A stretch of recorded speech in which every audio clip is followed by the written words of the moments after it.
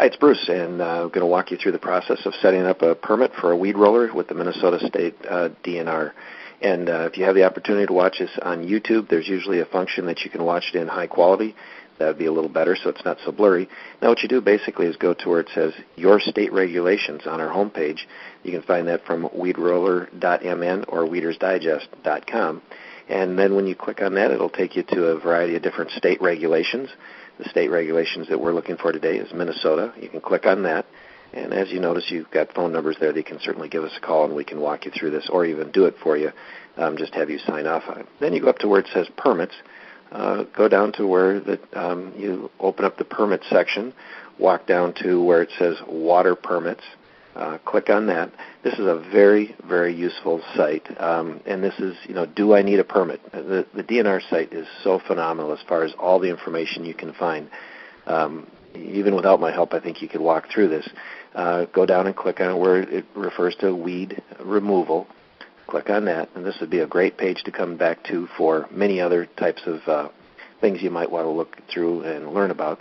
The weed control and removal, you'll see the link right there where actually a number of links, but there's the Aquatic Plant Management Permit. You click on that. This brings you into an area. Now I want to just note here, contact Steve Enger with the Minnesota DNR. Fantastic resource. Steve knows everything he needs to know about this stuff. He's a busy guy, so I'm not encouraging you to call him up and bug him or anything like that, but he's good at returning email. And we can answer most of these questions too, so be more than happy. You don't have to bother Steve, but if you ever need information. So you click on that link, and then here, it just gives you the opportunity to say, why are you removing this? Is it because you're trying to improve your swimming and boating and those type of things? And so you click on the appropriate link there. Now this is really important. In this, you want to determine, is it emergent vegetation or is it floating? And if it's emergent, the best way to describe that is it emerges from the water, like cattails, rice, reeds, pencil reeds, those type of things. Or the other one you saw there was, here you've got a list actually of the emergent ones. And if you click on each of these, they'll give you pictures, descriptions, everything you really need. Now the other one is lily pads.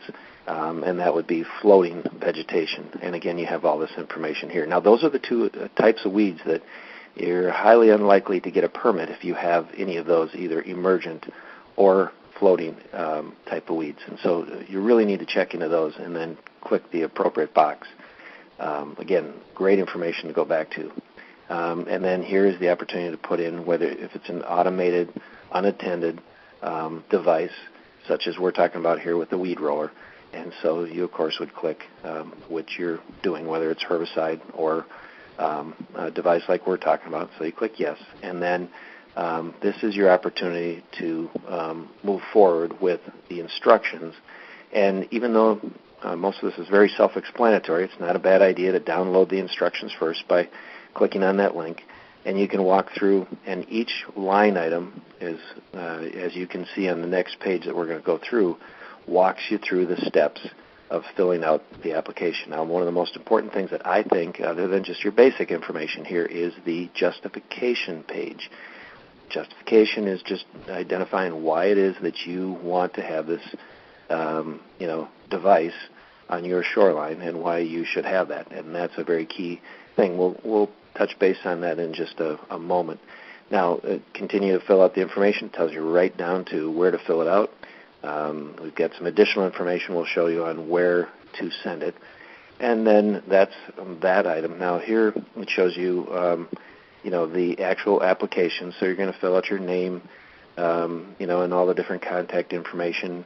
Again, if you've downloaded that and you're going through it with me right now, very self-explanatory. Here's one thing that a lot of people get caught up on is that 1 second line where it says the fire number. And if you have a fire number, meaning you're in a rural area, you know what that is. If you're in a local area, have no idea what a fire number is, well, you just really don't need to worry about that. And then as you walk through, you got the information of, the area that you want to treat, the different. Now here's where you want to make sure that you're filling out what is it that you're doing. You're not harvesting. You're using, a weed roller, and so you're going to click on that link in that section, the weed roller. And then, the type of vegetation, again, once we've identified that, you're going to want to be able to say it's submerged vegetation. If you click one of those other boxes, you're most likely not going to get a permit. And hopefully you've done your homework to know which it is. And then, this is where you're going to fill out kind of the information about the size of your property and the area you want to work and, a number of different things like that.